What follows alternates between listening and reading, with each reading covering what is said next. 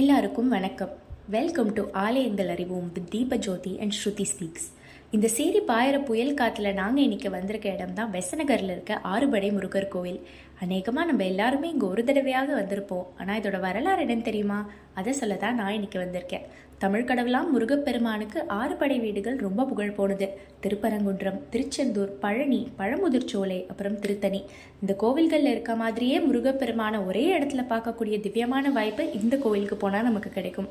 இந்த கோவில் முழுக்க கிரானைட்டால் கட்டப்பட்டிருக்கு. 1995ஆம் ஆண்டு காஞ்சி மகாபெரிவாவுடைய அனுகிரகத்தினால கட்ட ஆரம்பிச்சது.